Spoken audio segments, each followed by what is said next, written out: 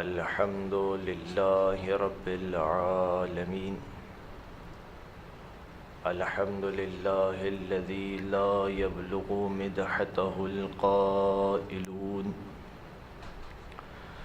ولا يحصي نعماءه العادون ولا يؤدي حقه المجتهدون، والصلاة والسلام والتحية والإكرام على رسول الأمي المكي المدني القرشي الهاشمي سيدنا ونبينا ومولانا أبي القاسم محمد. اللهم صل على محمد وعلى أهل بيته الطيبين الطاهرين الذين أذهب الله عنهم الرجس وطهرهم تطهيرا. اللهم صل على محمد ولعنة الدائمة الباقية المستمرة على أعدائهم أجمعين ومنكر فضائلهم وغاصب حقوقهم. أما بعد، فقد قال الله سبحانه وتعالى في محكم كتابه المجيد وفرقان الحميد وقوله الحق وهو أصدق القائلين. بسم الله الرحمن الرحيم. والذين اجتنبوا الطاغوت أن يعبدوها وأبانوا إلى الله لهم البشرى وبشر عباد الذين يستمعون القول ويتبعون أحسنه أولئك هداهم الله وَأُولَئِكَ هُمْ أُولُو الْأَلْبَابِ. درود پڑھ دیجئے محمد و آل محمد پر. اللہم صلی علی محمد و آل محمد وعجل پر. معزز سامعین، آج آپ کے سامنے دوسری گفتگو پیش کرنی ہے. گفتگو کا دوسرا دن ہے. کل جو باتیں آپ کی خدمت میں پیش کی، امید ہے کہ آپ کے ذہن میں ہوں گی، اور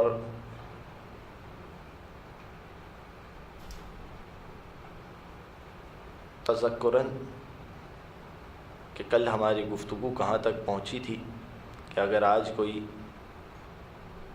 دوسرے حضرات جو کل کی گفتگو میں شریک نہیں تھے اور انہوں نے سنی بھی نہیں، تو وہ ان مقدمات سے واقف ہو جائیں. دیکھیے، کل گفتگو شروع ہوئی تھی کہ گفتگو کو سننے کے کچھ آداب ہیں، اور ان میں سے ایک اہم ترین ادب جو پیش کیا گیا وہ یہ ہے کہ یستمعون القول ویتبعون احسنہ. تمام باتوں کو سنیے، باتوں کو سننے سے آپ کو کوئی روکتا نہیں ہے، اور نہ ہی انسان کو یہ زیب دیتا ہے کہ وہ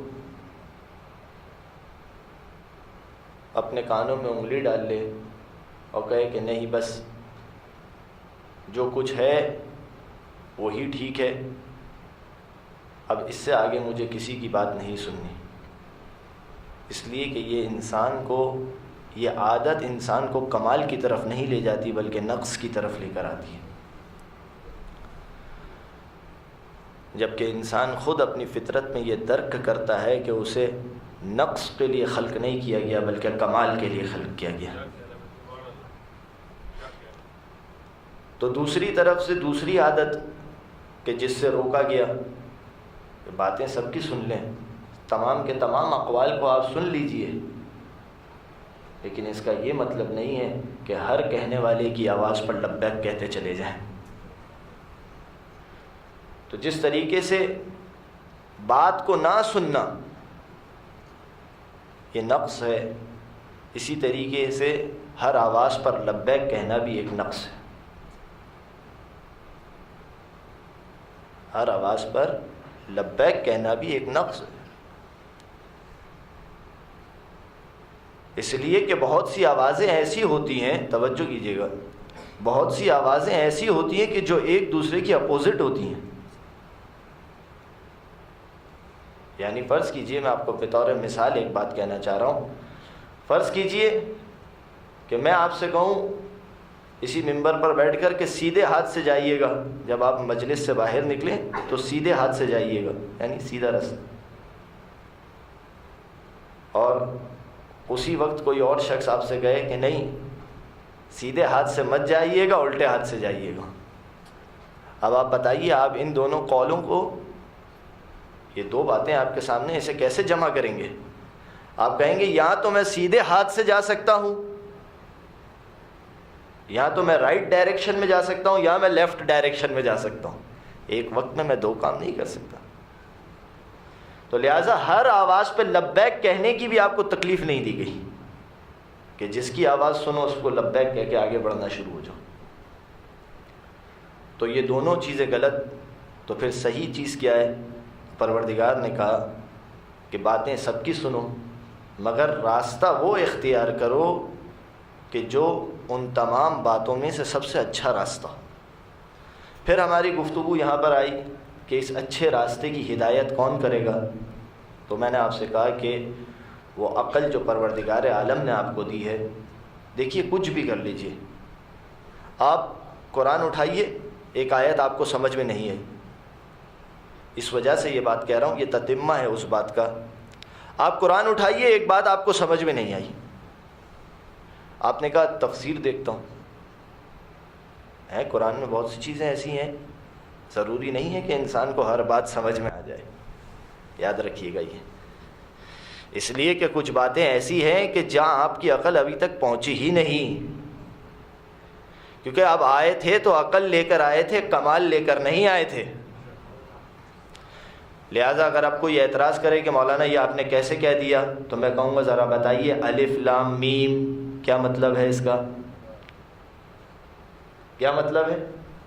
لیکن اتنا تو طے ہے کہ کچھ تو مطلب تھا، کیونکہ اگر کچھ بھی مطلب نہ ہوتا تو کوئی شخص اس قرآن کو دیکھنے کے بعد یہ نہیں کہہ دیتا ما ھذا کلام البشر،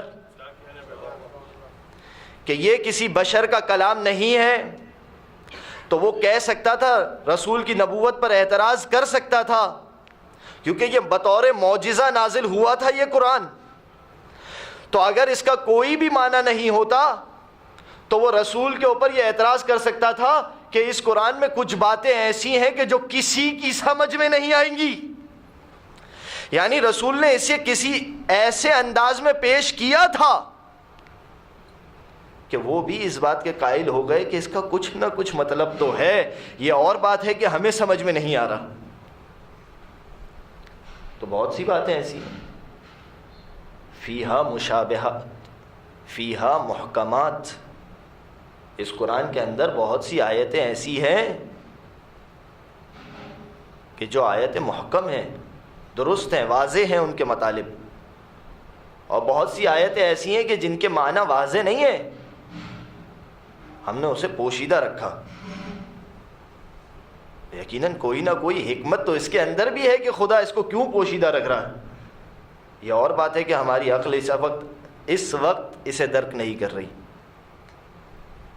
تو یہ یاد رکھیے، اور پھر اس کے بعد بھی بہت ہی خوبصورت ارشاد ہوا والذین فی قلوبہم زیغ، جن کے دلوں میں کچھ غلاظت ہوتی ہے، وہ واضح چیزوں کو چھوڑ کر دھندلی چیزوں کے پیچھے ہوئے چلتے نظر آتے ہیں۔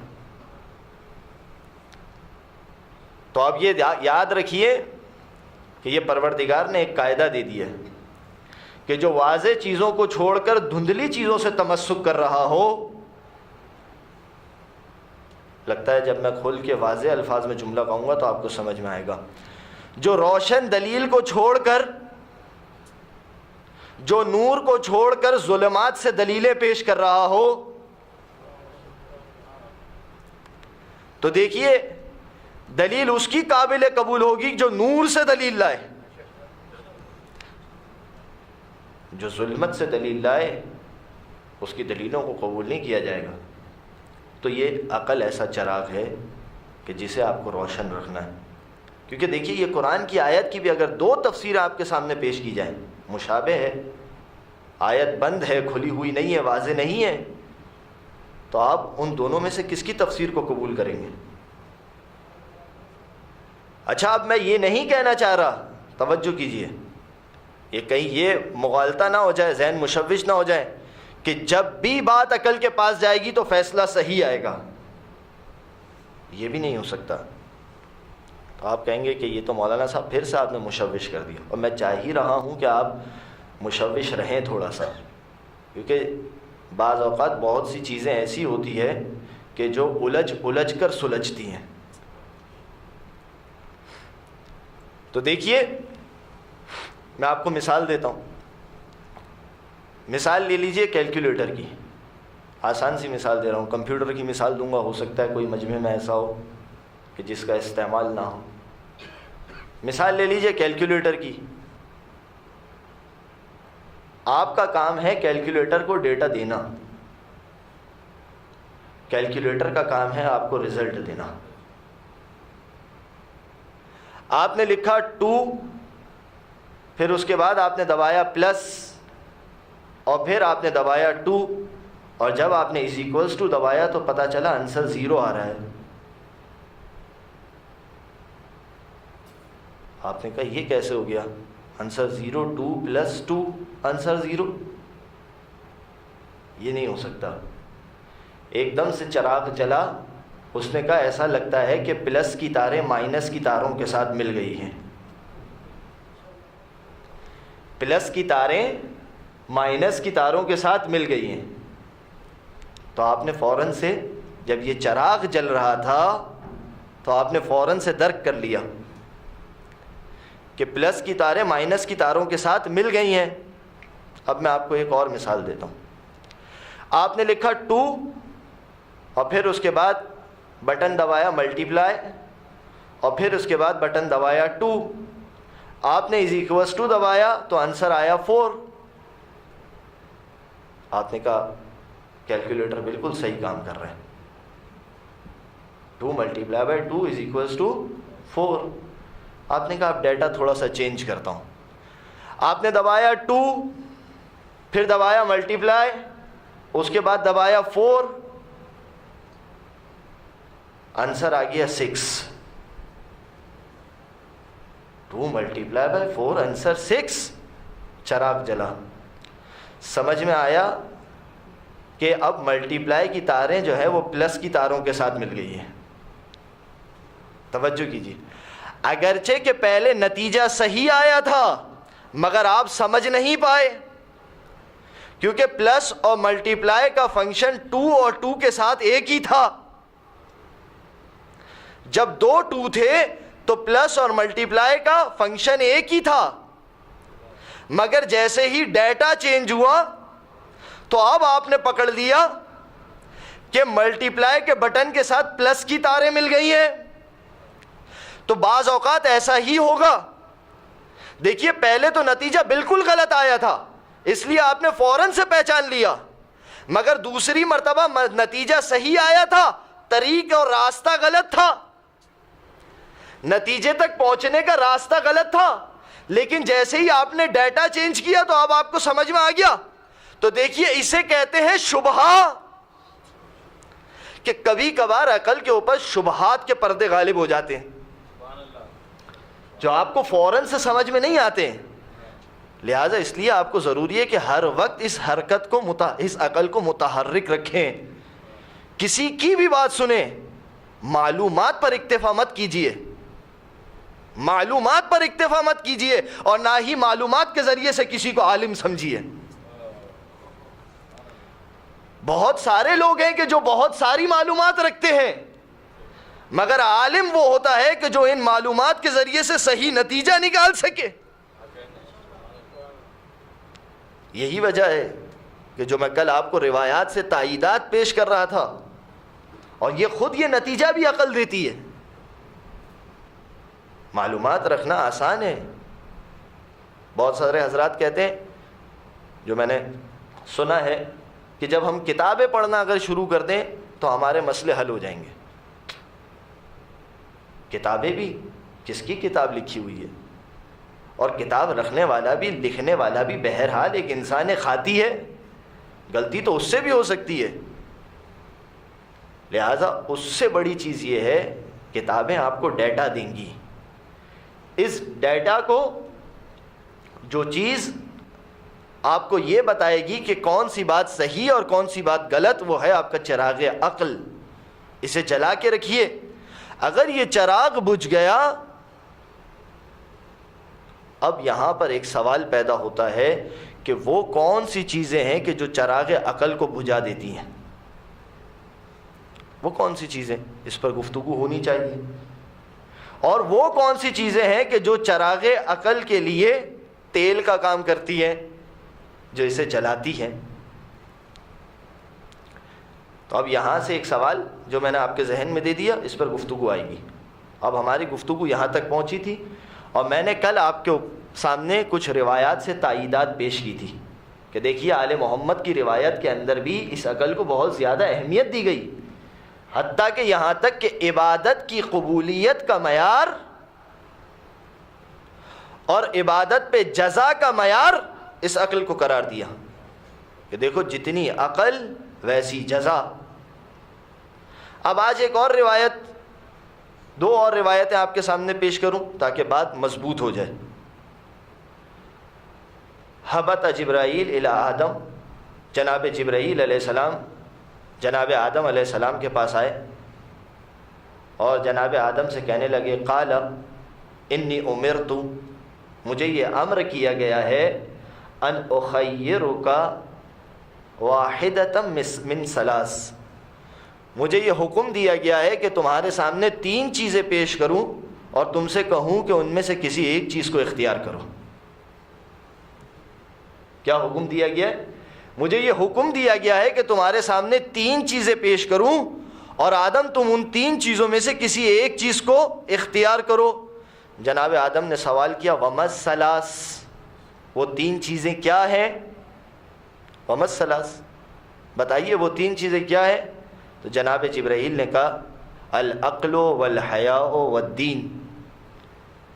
پہلی چیز ہے عقل، دوسری چیز ہے حیا، تیسری چیز ہے دین.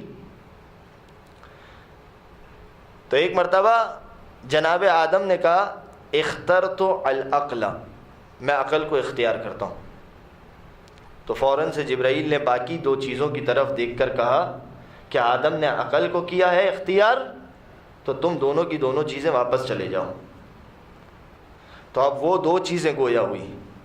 کہا، یا جبرائیل انا امرنا ان نکون مع العقل، ہمیں یہ حکم دیا گیا ہے کہ تم دونوں چیزیں عقل کے ساتھ ساتھ رہنا. اب دیکھیے، حیا یعنی اخلاقیات، حیا ایک لفظ ہے، حیا یعنی اخلاقیات، دین یعنی اصول و فروع. تو ہمیں یہ حکم دیا گیا ہے کہ تم دونوں عقل کے ساتھ رہنا. تو جبرائیل نے کہا، فَشَأْنُكُمَا، تمہاری مرضی، وَعَرَجَا، اور جبرائیل ان تینوں چیزوں کو آدم کے پاس دے کر چلے گئے. یعنی کہ جہاں پر عقل ہوگی وہاں پر دین بھی ہوگا، وہاں پر حیا بھی ہوگی. تو اب ایک اور روایت دیکھیے، جو روایت بھی ختمی مرتبت محمد مصطفیٰ صلی اللہ علیہ وآلہ،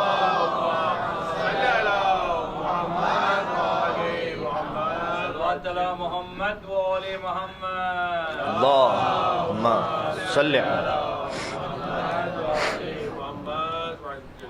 تو اب ایک اور چیز، روایت رسول اکرم سے، اور اس کے اندر رسول اللہ کیا کہہ رہے ہیں؟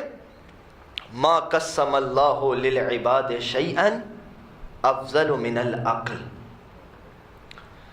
پروردگار عالم نے جو چیزیں تقسیم کی ہیں ان میں سے کوئی بھی چیز ایسی نہیں ہے کہ جو عقل سے بڑھ کر ہو.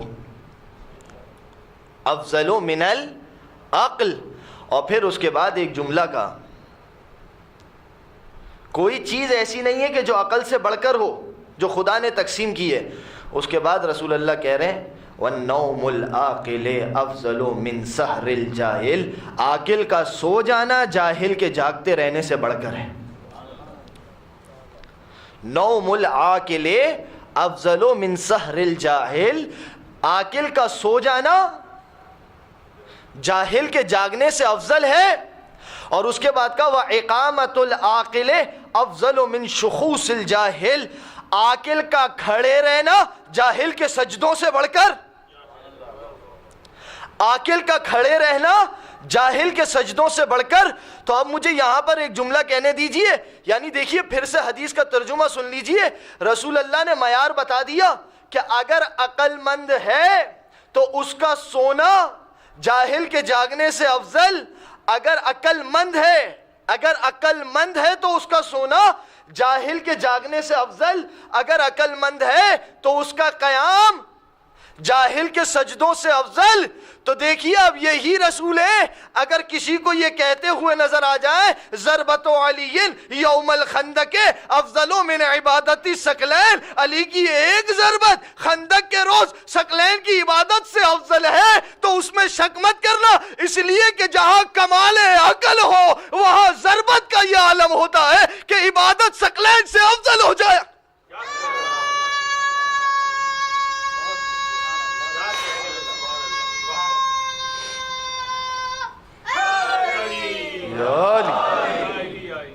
جاگ گئے ہیں آپ لوگ. جہاں کمال عقل ہو. یہ تو میں ابھی تنزلاً بات کر رہا ہوں. میں دیکھ رہا ہوں آپ لوگوں میں ولایت کا تحمل کتنا ہے, کیونکہ حدیث ہے نا نقلم الناس علی قدر عقولہم. لوگوں سے بات کرو ان کی عقلوں کے مطابق. مولانا ایک ضربت اتنی افضل کیسے ہو گئی؟ تو اب تک تو ساری روایتوں کو آپ مان رہے تھے نا. جب کہا جاتا ہے اسی شخص سے کہیے عالم کی فضیلت جاہل پر ایسی ہے جیسے کہ انبیاء کی فضیلت امت پر. مولانا خوش ہو گئے. عالم کی فضیلت پر تو خوش ہو گئے, عالم کی فضیلت پر جو عالموں کا عالم ہو. تو جہاں کمال عقل ہو وہاں فضیلت کا یہ عالم ہوا کرتا ہے کہ ایک ضربت علی کی اتنی بڑھ کر ہو جاتی ہے. تو جن کی ایک ضربت اتنی افضل ہو, اب جملہ سن لیجئے, جن کی ایک ضربت اتنی افضل ہو, ذرا توجہ کیجئے, جس کی ایک ضربت اتنی افضل ہو کہ جو ثقلین کی عبادتوں پر بھاری ہو جائے, اس کے بیٹے کا سجدہ کتنا افضل ہوگا. تو اب اس سجدے کی حقیقت کیا ہے؟ یہ اپنی عقل بسیط سے سمجھنے کی کوشش مت کیجئے. اگر اس سجدے کی حقیقت کو سمجھنا ہے تو پھر وہ قرآن کی آیت دیکھیے, یا ایتھا النفس المطمئنہ ارجعی الی ربک راضیۃ مرضیہ. ارے یہاں پر کیا کہا گیا؟ دیکھو اس سجدے کی فضیلت اتنی زیادہ ہے, خدا نے اپنی مرضی اس کے ہاتھ میں تھی.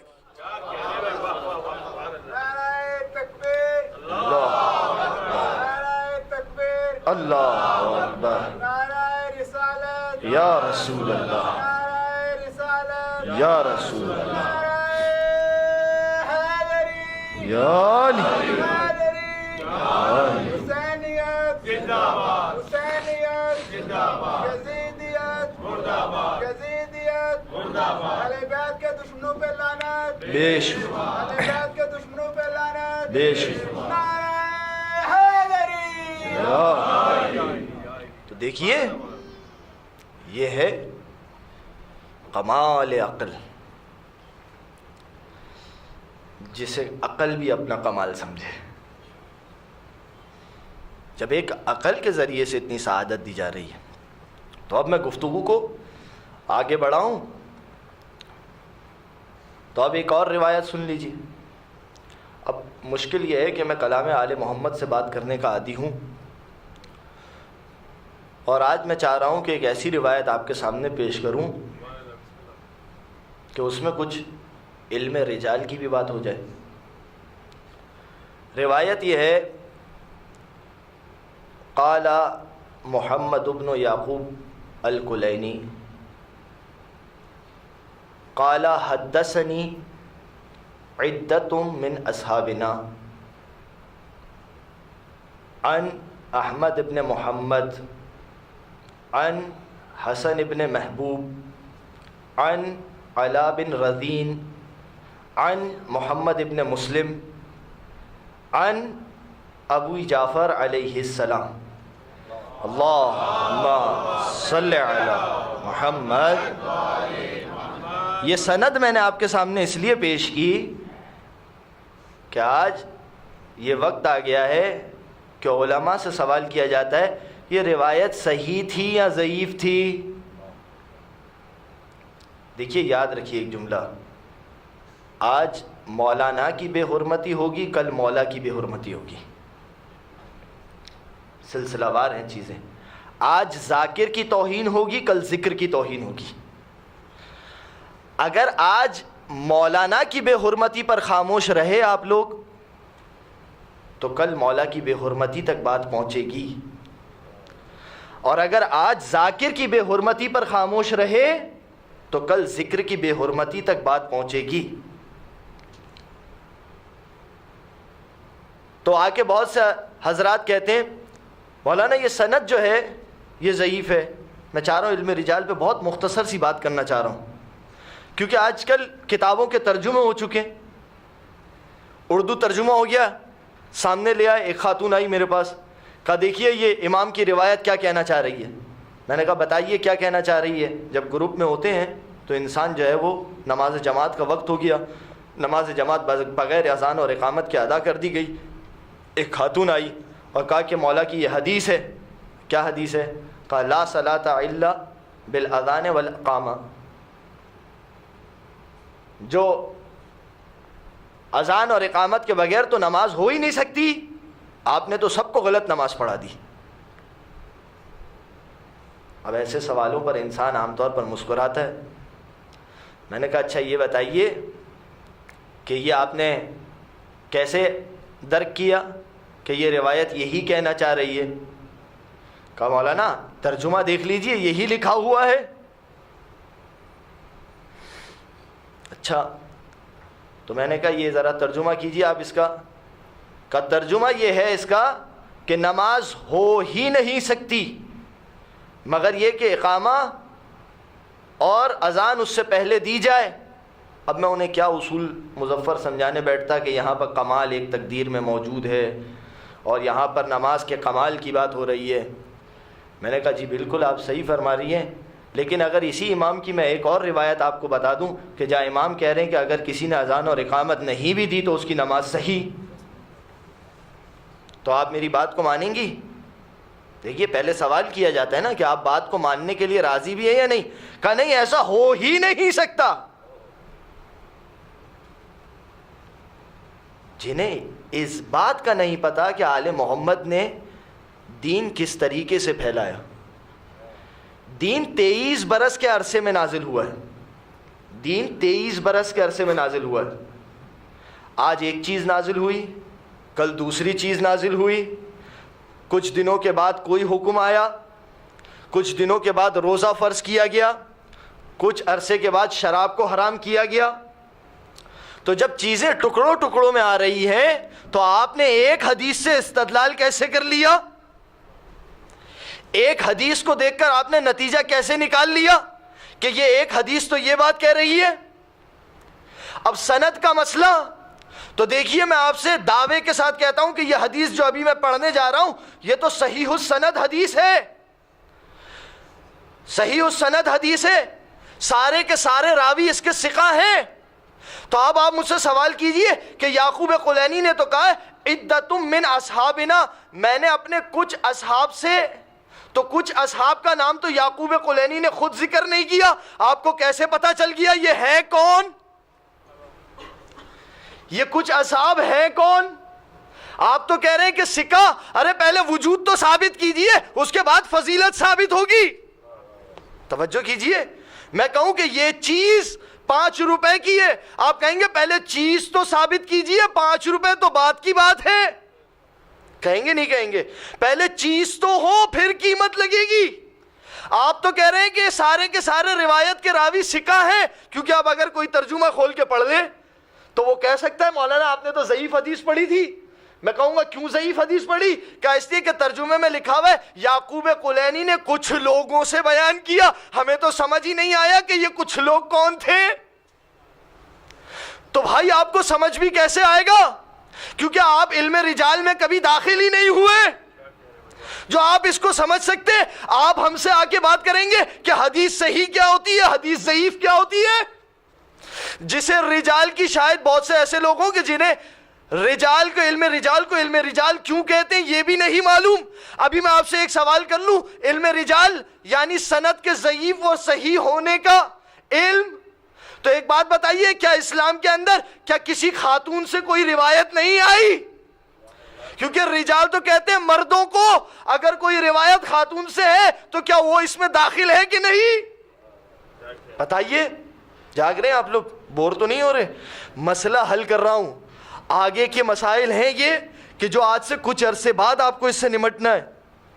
تو دیکھیے، اب کوئی ترجمہ کھولے تو وہ کہے گا کہ کیسے پتا چلا، لیکن یہ دیکھنا ہوگا کہ کلینی نے کسی مقام پر بتایا ہوگا کہ جب میں اس طرح کی عبارت استعمال کروں، کیونکہ میرے پاس اتنا وقت نہیں ہے کہ ہر چیز کو تفصیل کے ساتھ لکھتا جاؤں، تو کسی مقام پہ کلینی نے بتایا ہوگا کہ جب بھی کبھی میں احمد ابن محمد سے نقل کروں اور کہوں عدت من اصحابنا، تو دیکھو یہ 4 یا 5 لوگ ہیں، ان میں سے کسی ایک سے میں نے یہ روایت لی ہوگی۔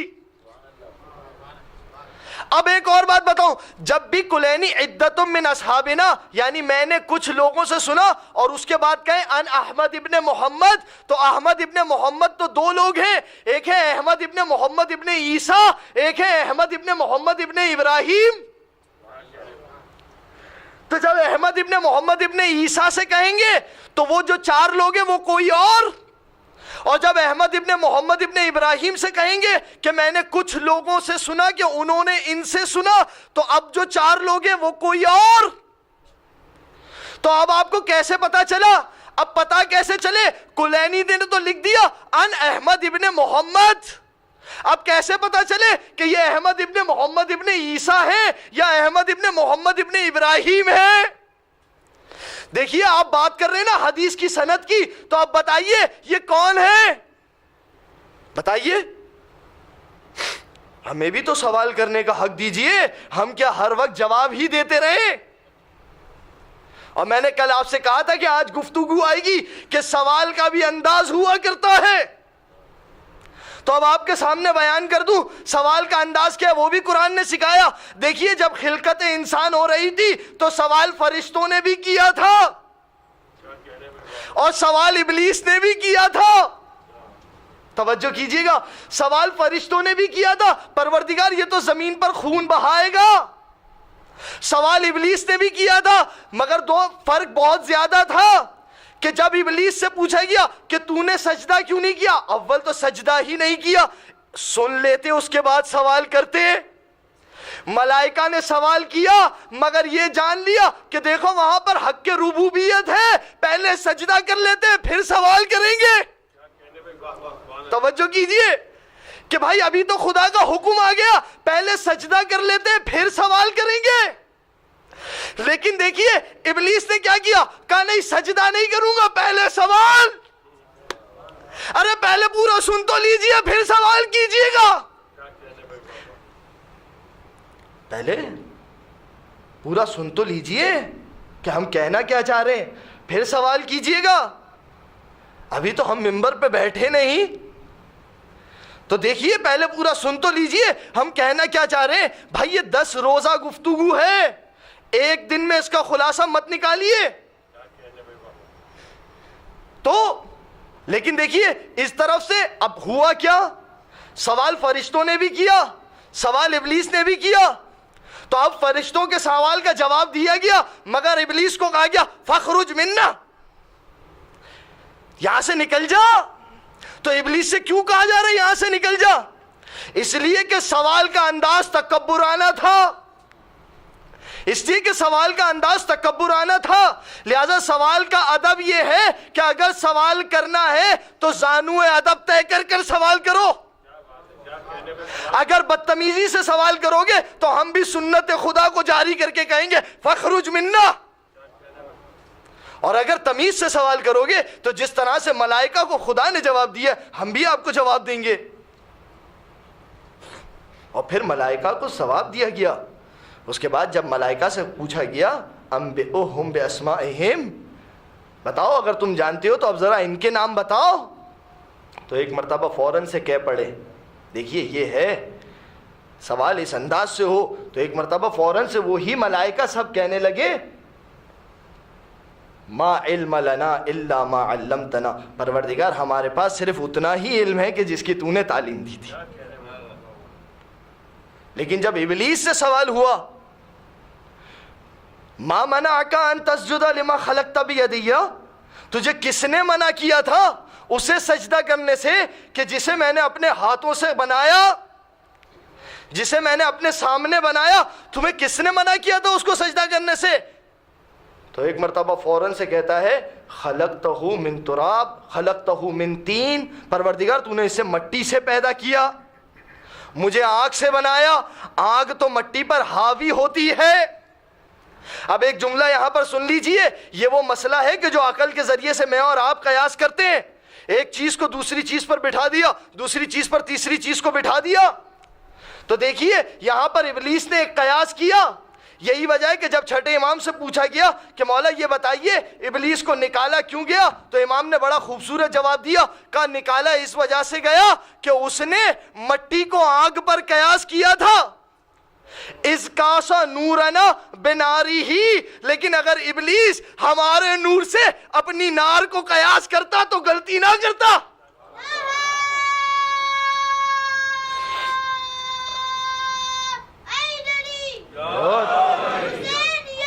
زندہ باد. اس کا سا نورنا بناری ہی, جب اس نے قیاس کیا تو دیکھیے خطا کی ابلیس نے. کیوں؟ کیونکہ صحیح چیز کو صحیح چیز کے ساتھ نہیں ملایا. ڈیٹا خود کے پاس غلط تھا, ڈیٹا خود کے پاس غلط تھا, اشکال خدا پر کر رہا تھا. اسی لیے امام نے کہا کہ اگر وہ اگر آدم کی پشت میں ہمارے نور کو دیکھ لیتا. اب دیکھیے اس نور تک بات ہو گئی تو میں ویسے آج آگے بڑھنا تھا, مگر میں کیا کروں کہ جب فضائل کی بات آ جاتی ہے تو اب مجھے میری ساری کی ساری یادداشت جو ہے وہ تازہ ہو جاتی ہے. تو اب سنتے چلیے. ارے یہ وہ نور تھا کہ شیطان کو دکھایا کیسے جاتا, کہ جب آدم کو بھی دکھایا گیا تو وہاں روایت کا جملہ دیکھیے گا کہ کیا ہے, آدم کو بھی دکھایا گیا تو آدم کو بھی یہ نور سائے کے ذریعے سے دکھایا گیا. شبہ کا لفظ استعمال ہوا ہے, شین با ہا حلوے والی ہا, کہ آدم کو بھی سائے کے ذریعے سے یہ نور دکھایا گیا. یعنی یہ اس نور کی تجلی اتنی زیادہ تیز تھی کہ آدم کو بھی اگر یہ نور دکھایا گیا تو یہ آدم کو بھی نور سائے کے ذریعے سے دکھایا گیا. اور اب جب آدم نے سوال کیا پروردگار یہ تو بتا کہ یہ نور ہے کون, تو اب آدم کو ان تمام نور کا تعارف کروایا گیا. حاذا محمد و انا محمود و حاذا علی و انا الاعلی و حاذا فاطمہ و انا فاطر السماوات والارض و حاذا الحسن و انا المحسن و حاذا الحسین و انا قدیم الاحسان. اور اس کے بعد ایک عجیب جملہ کہا گیا, آدم دیکھو یاد رکھو یہ وہ نور ہے کہ بہم آخذو و بہم اوتی, میں لوں گا تو ان کے ذریعے سے لوں گا, میں دوں گا تو ان کے ذریعے سے دوں گا.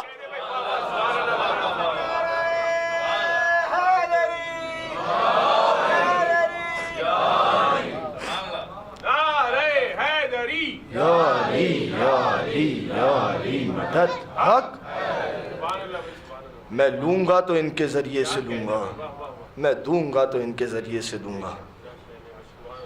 دیکھیے خدا بتا رہا ہے۔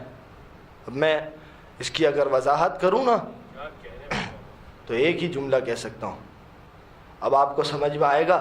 قُلْ لَا أَسْأَلُكُمْ عَلَيْهِ أَجْرًا، ارے اجر اس لیے نہیں مانگا تھا کہ محمد مصطفیٰ کو کسی چیز کی ضرورت تھی، اجر اس لیے مانگا تھا کہ دیکھو اگر ان کی مودت کے بغیر کچھ دینا چاہو گے تو پہنچے گا نہیں۔ کل کو میں جب محشر کے میدان میں کھڑا ہوں تو میری طرف دیکھ کر شکایت مت کرنا، رسول اللہ ہم نے تو نماز پڑھی تھی، ہماری نماز گئی کہاں؟ ہم نے تو روزے رکھے تھے، ہمارے روزے نظر نہیں آ رہے۔ ارے ہم نے تو زکوٰۃ دی تھی، ہم ڈھونڈتے ہیں تو زکوٰۃ نظر نہیں آ رہی۔ حج تو کیا تھا، نامہ اعمال خالی کیوں نظر آ رہا؟ دیکھو اسی لیے آج مودت بتا رہا ہوں، یہ لے کر آنا۔ اگر اسے لیے بغیر آ گئے تو مجھ سے شکایت مت کرنا کہ چیزیں چلی کہاں گئی۔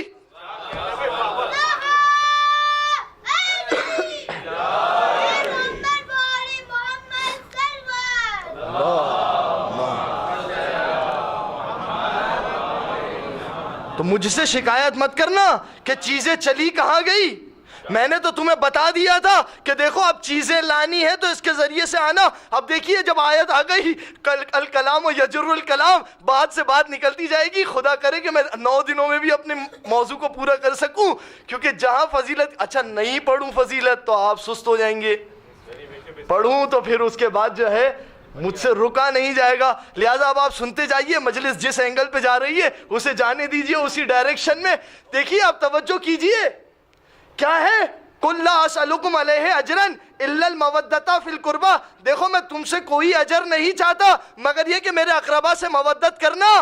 اب جا کے دیکھیے گا قرآن میں 5 نبی اور ہیں جنہوں نے اجر کا تذکرہ کیا، 5 نبی اور ہیں۔ سورہ اسراء میں جا کر دیکھیے گا کہ وہاں پر اور کس کس نبی نے اجر کا تذکرہ کیا، مگر ہر نبی نے یہ کہا کہ میں تم سے اجر نہیں چاہتا، میرا اجر خدا دے گا۔ میں تم سے اجر نہیں چاہتا، میرا اجر خدا دے گا۔ میں کہوں گا محمد مصطفیٰ آپ بھی یہ کہہ دیتے آپ کا اجر خدا دے گا، اس کا مطلب یہ ہے کہ اجر تو خدا دیتا ہے، اجر تو خدا دیتا ہے۔ بس اب یہاں پر اس بات کو سمجھیے کہ یہ محمد کے بنائے ہوئے نہیں، یہ خدا کے دیے ہوئے، یہ محمد کے بنائے ہوئے نہیں ہے، یہ خدا کے دیے ہوئے ہیں۔ اور اب اجر تو دینا پڑے گا۔ رسول نے نماز دی تھی، اس کا اجر دینا ہے تو مودت کرو۔ رسول نے روزہ دیا تھا، اس کا اجر دینا ہے تو مودت کرو۔ رسول نے حج دیا تھا، اس کا اجر دینا ہے تو مودت کرو۔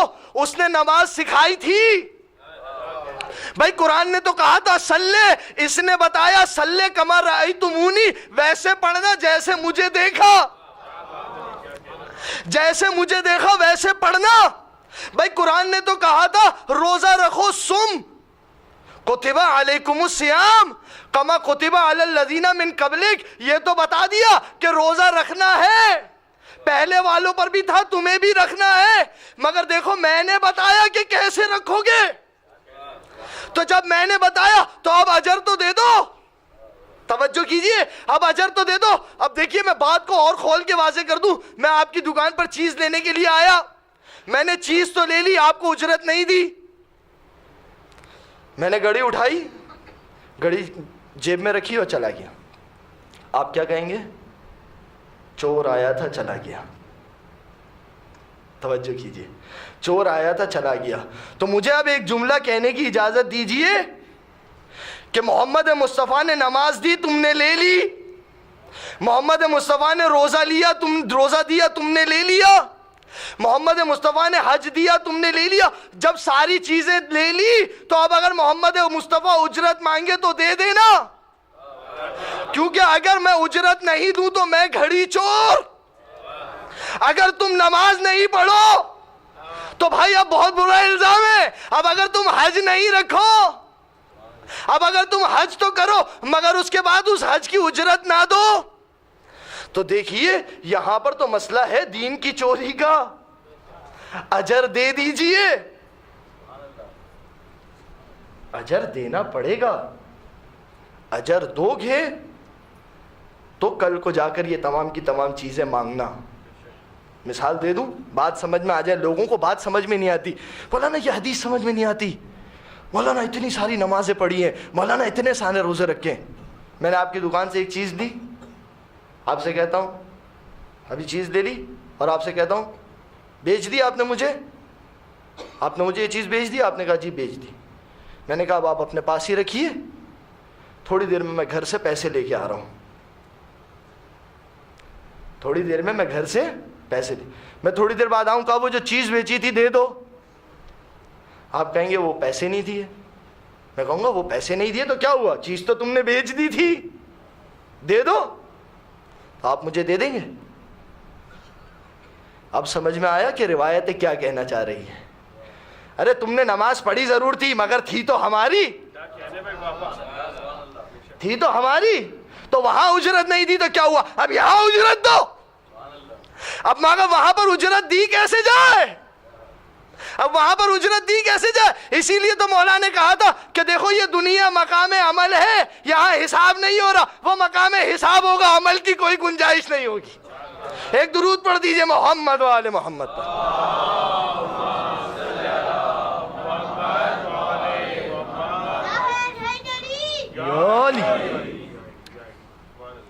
سمجھ میں آ گئی بات آپ کو؟ اب مجھ سے کہا گیا 50 منٹ میں مصائب کے ساتھ پتہ نہیں کیسے ختم کروں, لیکن دیکھیے یہ اجر ہے جو مانگا گیا, یہ اجر رسول خدا نے مانگا. روایت رک گئی. علم رجال کی بات کر رہا تھا, علم رجال کا میں نے آپ کو تتمہ دے دیا کہ دیکھیے جب آپ کو نہیں پتا تو پھر یہی قرآن کہہ رہا ہے جسے نہیں معلوم وہ اس کے پاس جائے کہ جو جانتا ہے. اور اسی کے طریقے سے ایک چیز ہے جسے ہم کہتے ہیں تقلید. فروعات میں تقلید اسی لیے, تو تقلید کی دلیل کے اوپر اگر کوئی آپ سے کہے کہ دلیل کیا ہے تو کہیے گا سب سے بڑی حجت آپ کی عقل ہے. ارے جو نہیں جانتا وہ جاننے والے سے پوچھے, جو نہیں جانتا وہ جاننے والے سے پوچھے.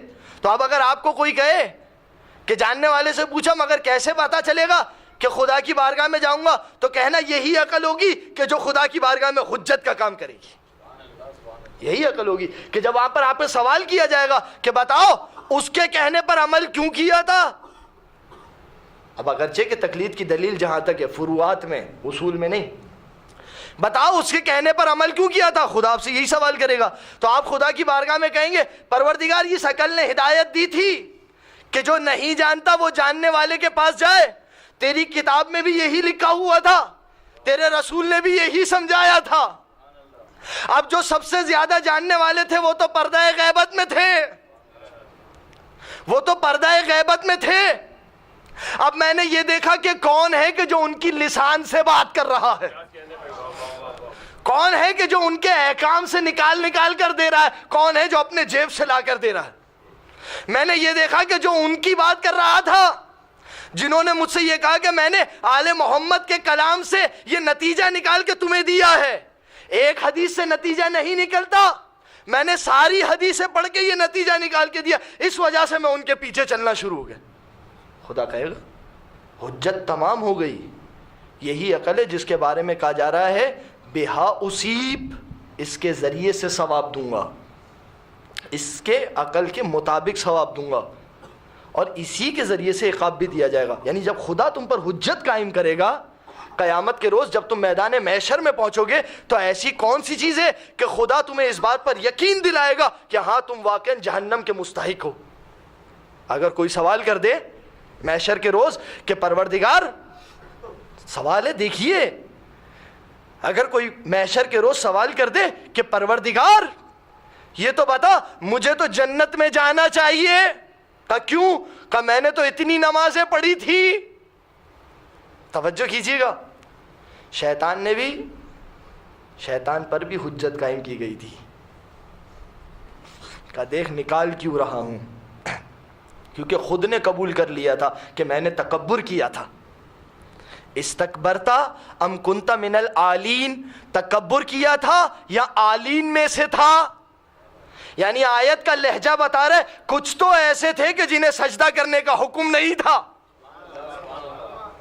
کچھ تو ایسے تھے، ورنہ عالین کہنے کی ضرورت کیا تھی؟ گفتگو کل انشاءاللہ اس آیت پہ کروں گا، استکبرت ام کنت من العالین، تو کچھ تو ایسے تھے، لیکن شیطان نے یہ نہیں کہا کہ میں عالین میں سے تھا، یہ نہیں کہا کہ میں عالین میں سے تھا، شیطان نے یہ کہا کہ میں نے تکبر کیا تھا۔ ارے اب میں اسے کتنا بڑا شیطان مانوں کہ جو یہاں پر کہہ رہا ہوں ہم ان جیسے، جس کی جرت شیطان نے نہیں کی۔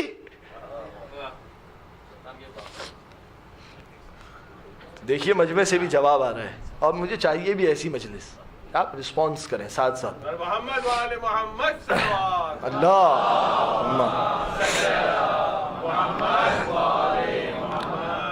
لیکن میں انتظامیہ کو زحمت نہیں دینا چاہتا۔ تو دیکھیے یہ ہے قربت جو رسول نے مانگی، اب روایت کل پیش کروں گا، یہ وہ قربت ہے کہ جو رسول نے مانگی، لیکن اس کے بدلے میں جو چیز دی گئی، اس کے بدلے میں جو چیز دی گئی، جب سید سجاد مدینے پہنچے ہیں تو ایک خطبہ دیا ہے، اس خطبے میں امام سجاد نے یہ جملے کہے کہ ہمارے سے مودت کرنے کو کہا گیا تھا، کہا گیا تھا کہ ان سے مودت کرنا، تب اس امت نے ہمارے ساتھ یہ سلوک کیا۔ اگر ان سے کہا جاتا کہ ہمارے ساتھ دشمنی کرنا، تو خدا جانے کہ یہ امت ہمارے ساتھ کیا کرتی۔ اجرکم علی اللہ اجرکم علی الزہرا۔ اس مجلس میں آ کے رونے کے لیے آئے نا، مجھے معلوم ہے آپ کے پر بہت ساری آپ کی بھی اپنی مشکلات ہوں گی، کوئی کسی مشکل کو چھوڑ کے آیا ہے، کوئی کسی مشکل کو چھوڑ کے آیا ہے۔ جب بھی کبھی کوئی مشکل حل نہ ہو نا، حسین پر گریہ کر لیا کرو، کیونکہ سب سے بڑی مشکل یہ ہے، جب تم زہرا کی مشکل پر گریہ کرو گے نا، زہرا تمہاری مشکل کو حل کریں گی۔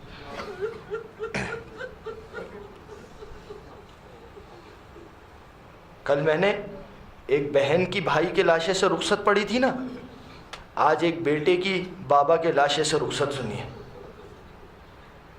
میرا بیمار مولا سید سجاد، ارے خدا کسی جوان بیٹے کو یہ دن نہ دکھائے کہ باپ کا لاشا سامنے پڑا ہو۔ قبلہ ایک منظر میں نے اپنی آنکھوں سے دیکھا ہے، سن لیجئے۔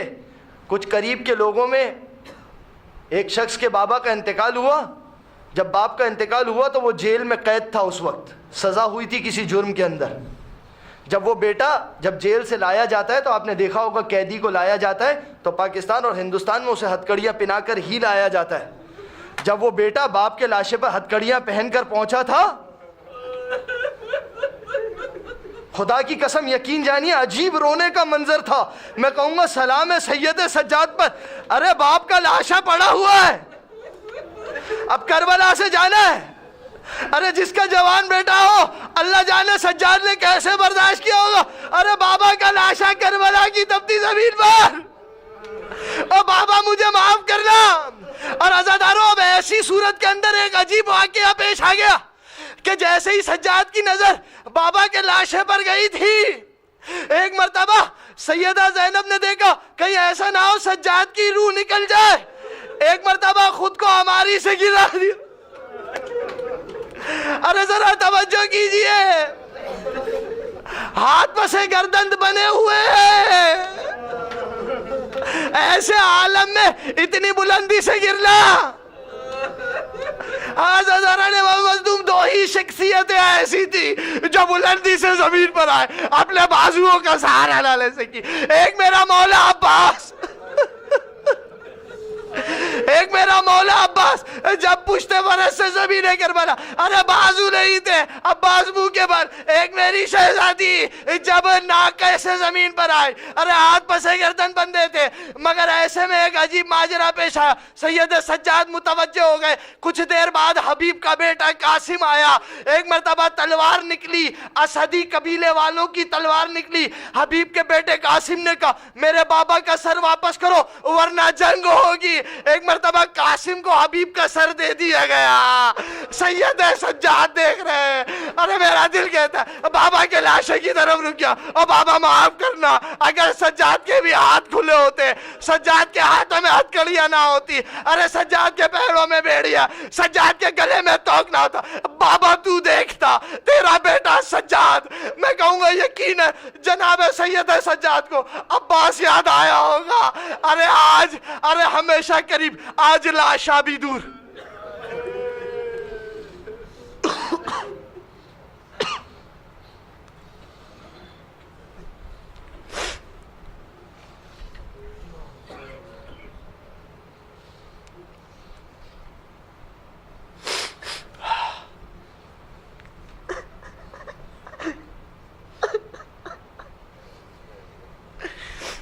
ماتم حسین